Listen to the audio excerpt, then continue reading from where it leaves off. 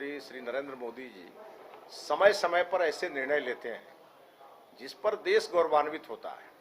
और उन्हीं में से एक निर्णय है पीएम विश्वकर्मा योजना का। आपको ध्यान में होगा, वो लगातार कहते रहते हैं वोकल फॉर लोकल। वो कहते हैं कि गांव में ही व्यक्ति अपना व्यवसाय खड़ा कर सकता है, देश की आधारभूत संरचना को मजबूत कर सकता है और अपने परिवार के साथ औरों के परिवार को भी चला सकता है। और जो 18 प्रकार के हमारे कामगार थे, वो धीरे धीरे सरकार की उपेक्षा के कारण वो 18 प्रकार के कामगार अपने व्यवसाय को लेकर के जो अपने व्यवसाय को आगे बढ़ाना चाहते थे,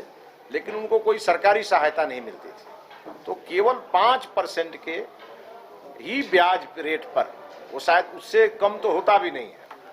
उस ब्याज रेट पे माननीय प्रधानमंत्री जी ने 3 लाख रुपए तक का ऋण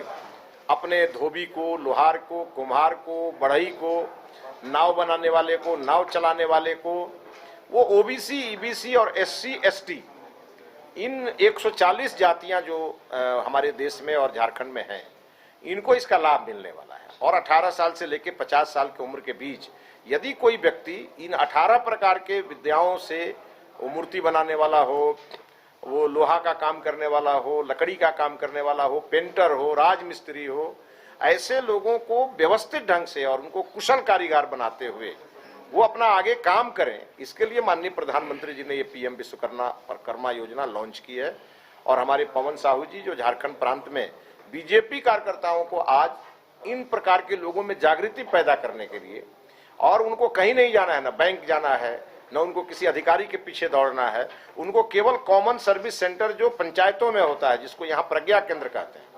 वहां जाकर के इसका अप्लाई करना है। और आने वाले दिनों में प्रधानमंत्री जी उन लोगों के जीवन में खुशहाली भरने वाले हैं। उनके अपने काम को कैसे वो आगे बढ़ाएं और आगे बढ़ाते बढ़ाते भारत को आगे बढ़ाने लगे, इस दिशा में प्रधानमंत्री जी ने बड़ा निर्णय लिया है। आज क्या कुछ दिशा निर्देश दिया गया बैठक में? आज हमारे पूरे झारखंड प्रांत से सभी विधानसभा में इस काम के लिए हम लोगों ने कन्वेनर बनाए हैं। विधानसभा स्तर पर कार्यकर्ताओं को जिम्मेवारी दी गई है और उनको ये कहा गया है कि अगले महीना, 1.5 महीना के अंदर इस योजना का लाभ पाने वाले को चिन्हित करें, उनका रजिस्ट्रेशन करवाएं, ताकि उनके जीवन में बदलाव आए। और हमेशा भारतीय जनता पार्टी कार्यकर्ता लाभार्थियों के साथ खड़े होते हैं, और प्रधानमंत्री जी एक आम व्यक्ति को लाभार्थी बनाने का काम जो करते हैं और उनके जीवन को बदलने का काम करते हैं, ये इस देश में पिछले 9.5 वर्षों से लगातार चल रहा है। देखिए, ये तो राम और कृष्ण का देश है, और यह वो देश है जहां राम जाकर के चक्रवर्ती राजा राम सबरी का जूठा बैर खाते। प्रेम देखिए, एक राजा और एक माता सबरी के बीच का प्रेम, ये रामायण के अंदर में है, और जिसका वर्णन होते ही आंखों में आंसू आ जाते हैं, और जिसके लिए वर्षों वर्षों तक हमारे समाज के, पार्टी के, हिंदू समाज के लोगों ने अपनी कुर्बानी दी, और उनकी ये प्रतिज्ञा थी, और भाजपा ने इसको संकल्प के रूप में रखा था कि राम लला हम आएंगे, मंदिर वहीं बनाएंगे।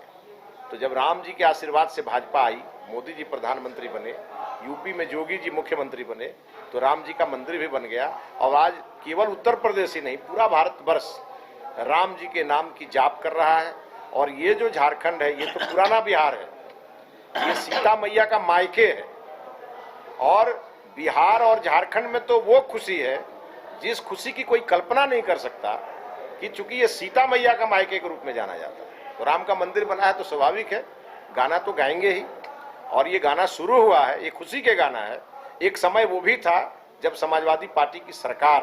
कांग्रेस पार्टी के साथ उत्तर प्रदेश में खड़ी थी और राम भक्तों पर लाठियां और गोली बरसाई जाती थी। आज सरकार ऐसी है, जो हमारे कांवरिये जाते हैं, जो हमारे राम भक्त जाते हैं, उनके ऊपर हेलीकॉप्टर से फूल बरसाए जाते हैं। ये भारत बदला है, और इस भारत की बदलाव की कहानी सभी राम भक्त जहाँ इकट्ठा होते हैं, वहाँ राम नाम की जाप करते हैं।